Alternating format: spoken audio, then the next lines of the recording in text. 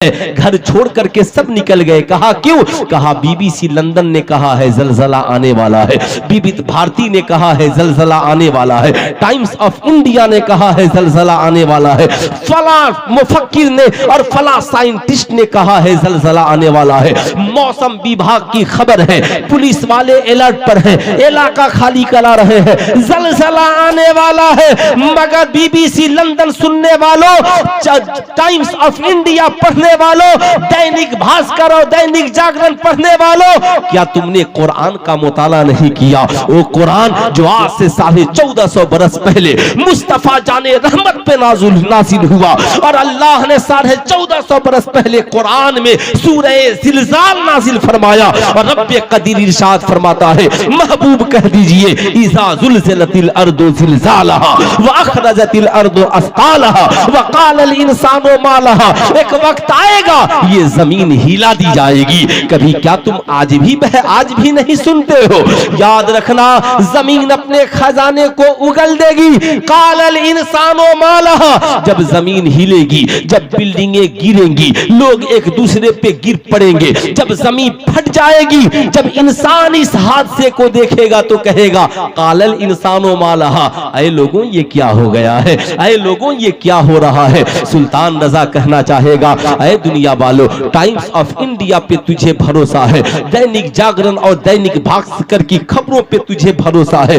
हजरत सरकार मौलाए कायनात से किसी ने पूछा, यहूदी ने, हुजूर कुरान में क्या नहीं है? तो मेरे मौला अली ने कहा, कुरान में सब है मगर झूठ नहीं।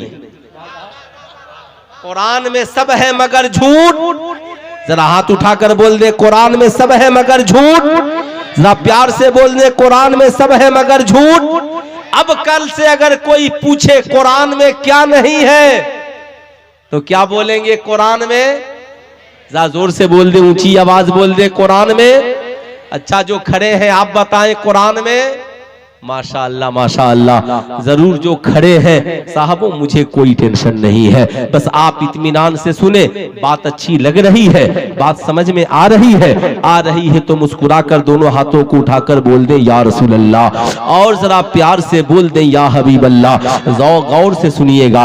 अब जरा आइए, जब जलजला आया, जलजले की दास्तान पढ़िए, जलजले की तारीखों को उठा करके देखिए। जलजला आया, मगर मुसलमानों, तूने टाइम्स ऑफ इंडिया को अपनी जिंदगी में जगह दी, काश कुरान को जगह दिया होता, काश कुरान की सूरतों का मुताला किया होता, काश कुरान की तफसीर का मुताला किया होता। मेरी बात का बुरा ना मानना, इस्लाम की शहजादियों, तुम बताओ, जब तेरी शादी होती है, निकाह के बाद तेरी रुखसती होती है, तो तेरा बाप तेरे लिए मोटरसाइकिल भी देता है, तेरे लिए जेवरात भी देता है, तेरे लिए कीमती कपड़े भी देता है, मगर तेरा बाप उसी के साथ साथ एक किताब भी देता है जिसका नाम कुरान है। साथ में नमाज पढ़ने के लिए एक चादर मिलती है जिसे हम मुसल्ला कहते हैं। सुल्तान रजा आपसे पूछना चाहता है, बता मेरी कौम की शहजादी, बता मेरी कौम की बहुओं, जेवर का इस्तेमाल तूने किया है?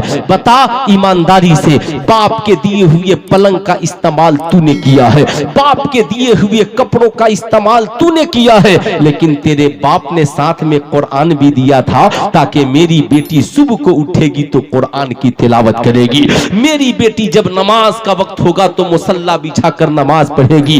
बता इस्लाम की शहजादियों, तूने सब इस्तेमाल किया, मगर कुरान का मुताला कितना किया है? तूने जानेमाज कितनी बार बिछाया है? कसम खुदा की इस्लाम के शहजादों, आज के जलसे से पैगाम लेकर के जाना है। हमारी सुबह हो तो कसम खुदा की बेटियों का भी मुसल्ला घर में बिछे, और हमारी कौम के भाइयों का मुसल्ला भी मस्जिदों में बिछे। हमारी घर की माए घरों में सजदारेज हो जाएं, और हम जाकर मस्जिदों में सजदारेज हो जाएं।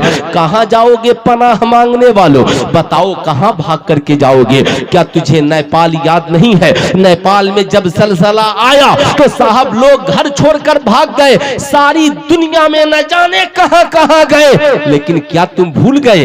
रब्बे कदीर फरमाता है, इन्न बतश रब्बिका लशदीद। तुम चाहे घर छोड़कर भागो, तुम चाहे मैदान छोड़कर भागो, चाहे तुम इलाका छोड़कर भागो, मौला की पकड़ बहुत सख्त है।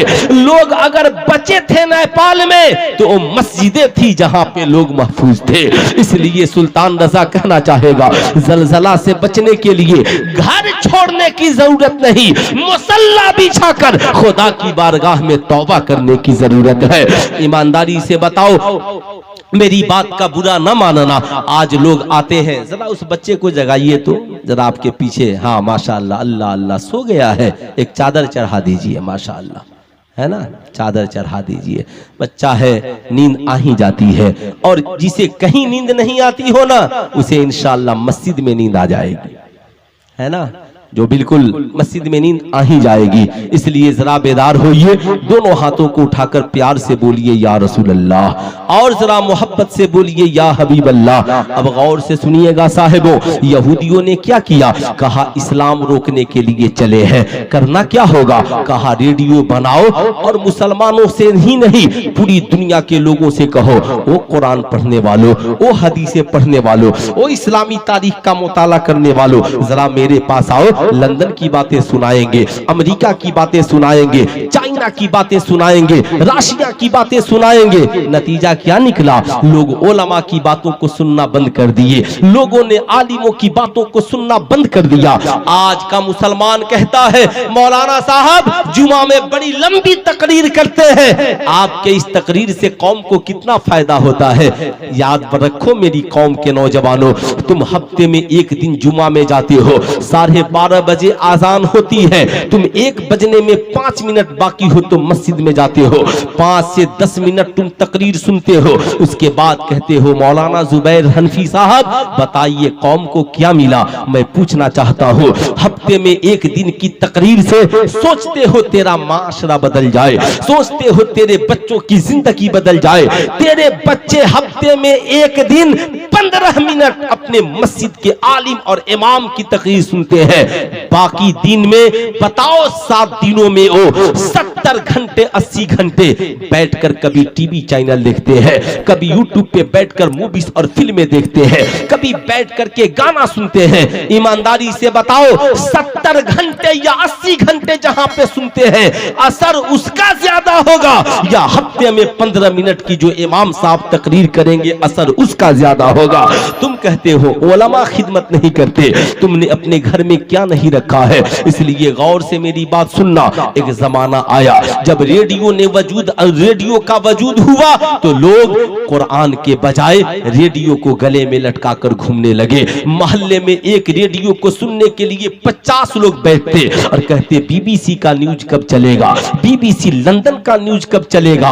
अल्लाह अल्लाह, ईमानदारी से बताओ दुनिया में जितने चैनल चलते हैं, अखबार चलते हैं, उन अखबार वालों से कहो जो हो गया उसे तो तुम छाप दोगे, लेकिन अखबार का वजूद कब से है? उससे पूछो आदम के जमाने में क्या हुआ, उनसे पूछो ईसा के जमाने में क्या हुआ, उनसे पूछो मूसा के जमाने में क्या हुआ, उनसे पूछो जकरिया के जमाने में क्या हुआ। चलो साहब आज जो हुआ इसे तुम छाप दोगे? ईमानदारी से बताओ 2024 में क्या होने वाला है कौन बताएगा?